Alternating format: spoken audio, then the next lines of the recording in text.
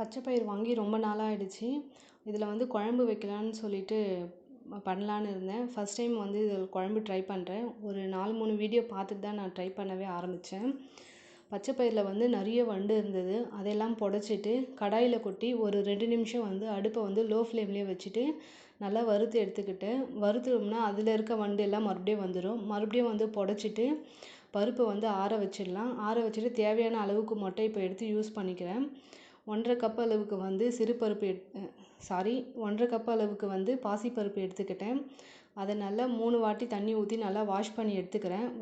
Wash பண்ணதுக்கப்புறமா எந்த cup அளவுக்கு நம்ம பாசிப்பருப்பு எடுத்தோமோ அதே கப் அளவுக்கு வந்து 3 மடங்கு வந்து தண்ணி வைக்கணும். அப்போ தான் நல்லா வேகும்.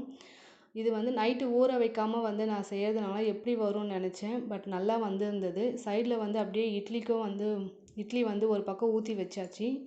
இட்லி ஊற்றி வச்சுட்டு ஆற வச்ச பாசிப்பருப்பை எடுத்து ஒரு பாக்ஸில் வந்து நான் ஸ்டோர் பண்ணி வச்சுட்டேன். நெக்ஸ்ட் டைம் வந்து இந்த மாதிரி வண்டு வந்துச்சுன்னா இதே மாதிரி ட்ரை பண்ணுங்கள், நல்லாயிருக்கும். பருப்பெல்லாம் எடுத்து வந்து போட வேண்டாம். இட்லியும் ஒரு பக்கம் ரெடி ஆகிடுச்சு.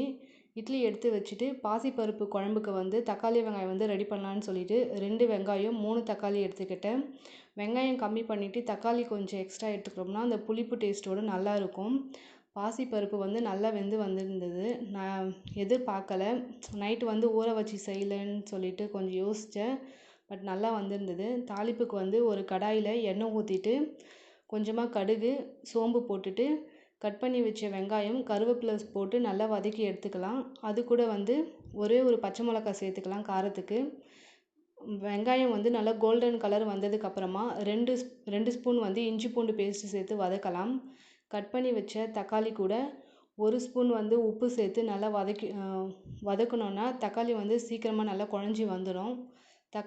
தக்காளி நல்லா குழஞ்சி வந்ததுக்கப்புறமா 1/2 ஸ்பூன் வந்து மஞ்சள் தூள், 1 ஸ்பூன் வந்து மிளகாய் தூள், 1/2 ஸ்பூன் வந்து கரம் மசாலா சேர்த்து நல்லா எண்ணெய் பிரிஞ்சு வர அளவுக்கு நல்லா வதக்கி எடுத்துக்கலாம்.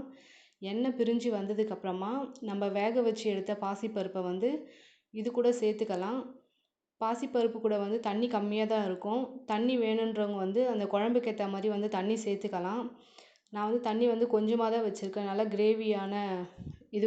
கிரேவியாக வரட்டும்னு சொல்லிட்டு தண்ணி வச்சதுக்கப்புறமா ஒரு 10 நிமிஷம் வந்து அடுப்பை வந்து ஹையில் வச்சு நல்லா கொதிக்க வச்சு எடுத்தோம்னா கிரேவி ரெடி ஆகிடும்.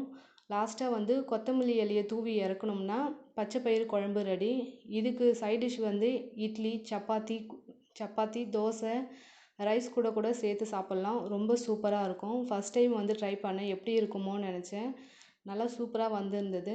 பிரேக்ஃபாஸ்ட் எல்லாம் சாப்பிட்டு முடிச்சுட்டு லஞ்சும் ரெடி பண்ணிடலான்னு சொல்லிட்டு இன்றைக்கி லஞ்சு தான் ரெடி பண்ணிட்டு இருந்தேன். லஞ்சுக்கு வந்து குஸ்கா தான் பண்ணலான்னு இருந்தேன். குஸ்காவும் ஆனியன் ரைத்தா தான். நான் இது வரைக்கும் வேறு மாதிரி தான் குஸ்கா வந்து ட்ரை பண்ணியிருக்கேன். ஃபஸ்ட் டைம் வந்து இன்றைக்கி பாய் வீட்டு ஸ்டைலில் வந்து பண்ணியிருந்தேன். நல்லா இருந்தது. அதுக்கு வந்து 4 வெங்காயம், 4 தக்காளி எடுத்துக்கிட்டேன் ஈக்குவலாக. கொஞ்சமாக வந்து புதினா எடுத்துக்கிட்டேன். தாளிப்புக்கு வந்து எண்ணெய் ஊற்றிக்கிட்டு எண்ணெய் கூட வந்து ஒரு சிலர் நெய் சேர்த்துக்குவாங்க. எனக்கு நெய் பிடிக்காதுன்றதுனால டால்டா தான் சேர்த்துக்கிட்டேன். அது வந்து வீடியோவில் காட்ட மாட்டேன். உங்களுக்கு இன்னொரு வீடியோவில் வந்து டீட்டெயிலாக காட்டுறேன், பாருங்கள். இது கூட வந்து கட் பண்ணி வச்ச 4 வெங்காயம் வந்து சேர்த்துக்கிட்டேன். அது கூட ஒரு பச்சை மிளகாய். இது நல்லா வதக்கிட்டு 2 ஸ்பூன் வந்து இஞ்சி பூண்டு பேஸ்ட்டு சேர்த்து நல்லா வதக்கி எடுத்துக்கலாம். இந்த தாளிப்பு முடிச்சதுக்கப்புறமா நம்ம கட் பண்ணி வச்ச வெங்காயம், அப்புறம் வந்து புதினாலாம் சேர்த்து நல்லா வதக்கி எடுத்துக்கலாம். வதக்கிட்டு இது கூட வந்து தேவையான மசாலாலாம் சேர்த்து நல்லா வதக்கிடலாம். நான் இன்றைக்கி வந்து பாஸ்மதி ரைஸில் வந்து ரெடி பண்ணலை, வீட்டு அரிசியில் தான் ட்ரை பண்ணேன். எப்போவுமே நான் பிரியாணி செஞ்சாலும் வீட்டு அரிசியில் மட்டும் தான் நான் ட்ரை பண்ணியிருக்கேன். பாஸ்மதி ரைஸ் வந்து ஏதாச்சும் குழஞ்சிருமான்னு சொல்லிட்டு ஒரு பக்கம் அது தாளித்து விட்டுட்டு சைடில் வந்து ஆனியன் ரைத்தாவும் ரெடி பண்ணியாச்சு.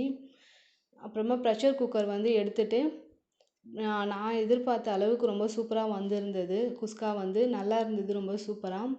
டேஸ்ட்டுக்கு வந்து கொஞ்சமாக ட்ரை பண்ணி பார்த்தேன், ரொம்ப சூப்பராக இருந்தது. இன்னையோட லாக் முடிஞ்சுது. நாளைக்கு வேறு ஒரு லாகில் பார்க்கலாம். பாய். மறக்காமல் என்னோடய வீடியோ வந்து சப்ஸ்கிரைப் பண்ணுங்கள், லைக் பண்ணுங்கள். நாளைக்கு ஒரு வீடியோவில் பார்க்கலாம்.